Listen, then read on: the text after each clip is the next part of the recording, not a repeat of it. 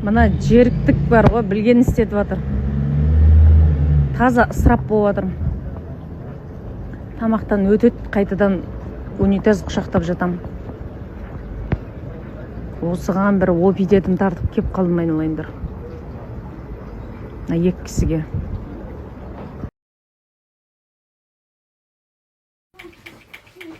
Жанналар келмеді ме? Келген жоқ. Бүгін бір товарлар кеп, соның арасынан келмесе. Жоқ енді. Әбден үйренем. Мама, сарагу.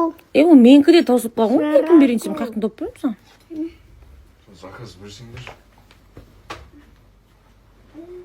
Құрметті қыздарда, құрметті ханымдар, құрметті қатындар. Әрине, денсаулық өзіміздікі, тусақ өзіміздің байымыздан туып жатырмыз дейміз ғой. Қазақта бір қозы өмірге келсе, бір түп жусан артық шығады деген бар. Әрине, әр бала өз несібесімен келеді. Бірақ мынау нарық қысқан уақытта, адамның адамға жанашырлығы өте аз уақытта, қымбатшылық уақытта кішкене алды-артыңа қарап туғанда дұрыс-ау деп ойлаймын. Өз басым осы екінші баланы Раминді квартирада босанған кезімде, маған Алатау ауданының, сол біз тұратын квартираға қарайтын участковый педиатры келіп, аядай ғана бір бөлмеде, жалдамалы пәтерде квартирант боп туып ап, бұлар көттерін бекітпей туа береді дегені жүрегімді ауыртып, содан кейін бар ғой. Бұлар біреудің үйінде отырып квартирант болып өйстіп туа береді, бірінен кейін бірін. Үлгенің әлі кішкентай екен ғой, соны аяққа тұрғызып алып жүргізгеннен кейін ақ тусаң да үлгересің ғой, жассың ғой деп маған ұрсып балам тексеріп кеткен. Өзің жас босанып, енді роддомнан келген кезің қазіргідей мінез жоқ, ол уақытта түнімен жылап, сықтап қағамын сол кезде. Қазіргідей мінез болса, сол кезде 32-сін қағып қолына ұстасың ғой. Енді бір жағы ол кісенді ұрсып айтып тұр, әрине көңілге тиіп тұр, жүректі ауыртып тұр, сөз сүйектен өтеді деп.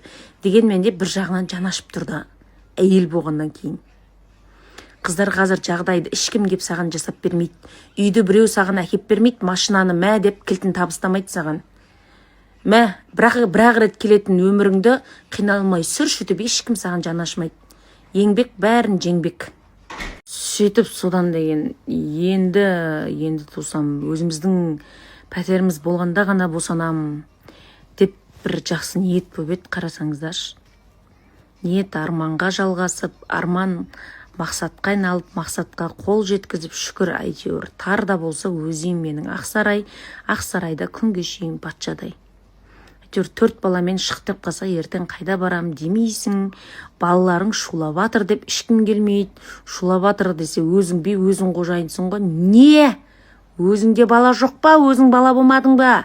Шуламайтын қып туамадың баланы. Не? Деп шығасың ғой. Үші біздікілер сәл қазақша түсінбей ма біздің көршілер? Жыры басталды айналайындар. Бір нәрсе жегің келеді десең аллергия беріп шығады.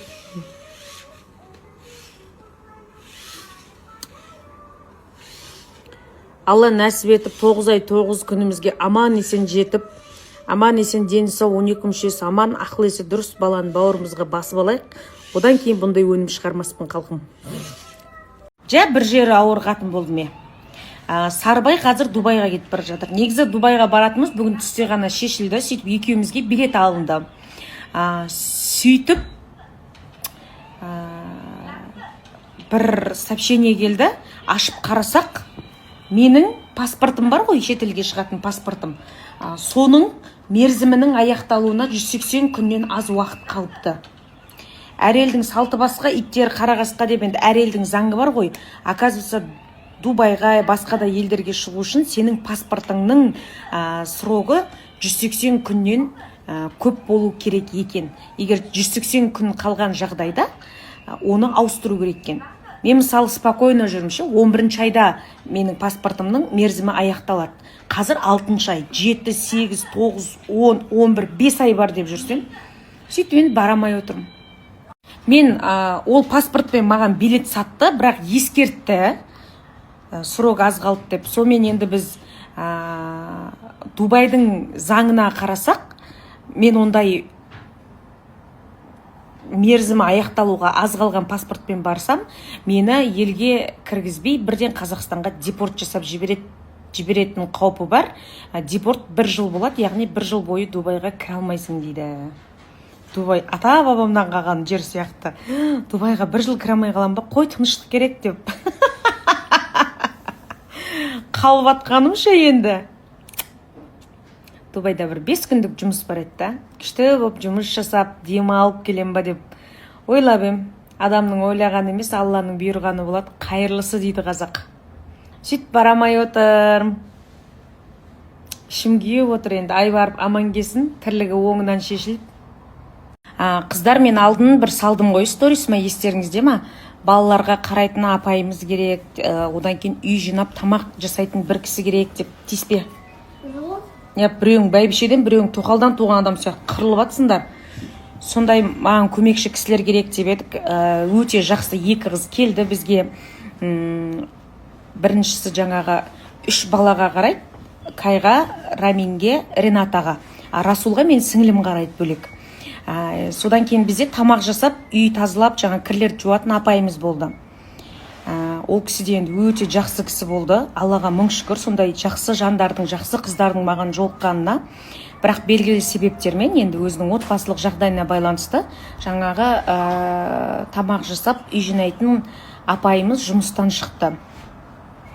Енді маған соның орнына көмекші кісі керек болып жатыр. Жасы 30 бен 40-тың арасында, аспаздықтан хабары бар. Таңғы ас, түскі ас, кешкі асты жасап, кешкі асты бергеннен кейін ыдыс аяқтарын жуып тазалап, и жаңа басқа уақыттарда үй жинап, в общем, үйдің тірлігінде таптай қылып отыру керек қой. Айлығы келісім бойынша жұмыс таңнан кешке дейін. Андай бір мінезім керемет адам емеспін, білесіздер өздеріңіз. Өсекке, әңгімеге құмар емес. Мыңғырық сылтауы жоқ. Бір күні басым ауырып тұр, бір күні мына жерім ауырып тұр, бір күні қай жерім ауырып тұрған өзім білмей тұрмын, бірақ ауырып тұрмын дейтін адам емес, кәдімгі жұмыс істеймін деген кісі керек. Одан кейін пысық міндетті түрде. И қолының салымы бар, дәмді ас дайындай алу керек. Алматы қаласынан. Сықиып Дубайға дайын отыр. Бұйырмаған бұттан кетеді деген осы екен ғой ағайын. Бұттан кетіп қалып жатыр Дубай. Тиктокта анандай тренд болып жатыр екен, типа мамалар балалары жүгіріп ойнап жүргендерін сап қояды екен да. Балам, әкең келе жатыр, әкең мас қаш дейтін емес, әкең келе жатыр алдынан шық дейтіндей ер азаматты таңдадым дейтін. Балдарым, еш уайымдамаңдар. Әкелерің мас болса да ұрсып, итеріп, жатқызып, ұйықтатып тастайтын мамадан туылдыңдар.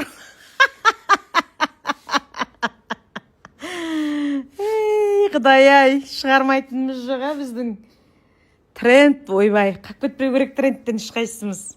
Алтыным, жуаным, өзі ауырып жүрсе де мамасына тамақ істеп әкелген.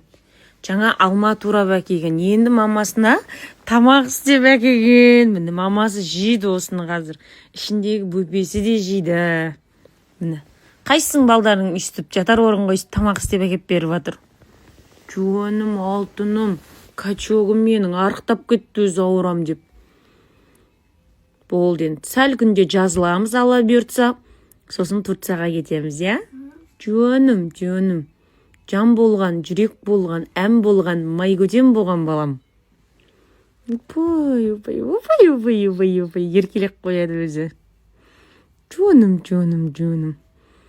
Бір жер әдем ғой мен баламның ше.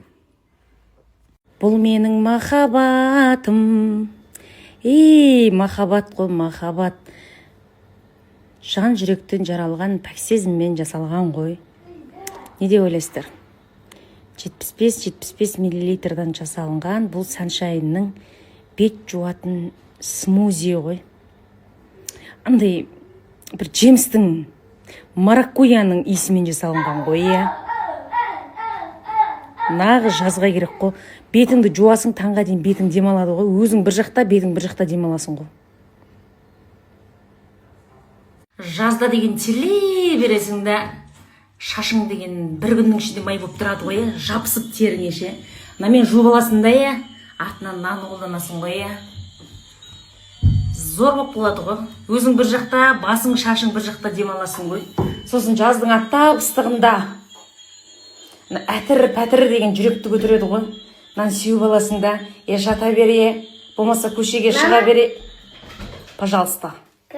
Бізде бірінен кейін бірі таусылып жатыр, одан қарасаңыздар, шын түбіне жеткен. Аларды қараңыздар. Тастауға қимай сығып даканса, болған кезде ортасынан қайшымен қырқасың да, әрмен қарай жуасың ғой, қалдығымен ше. Обалда тастаған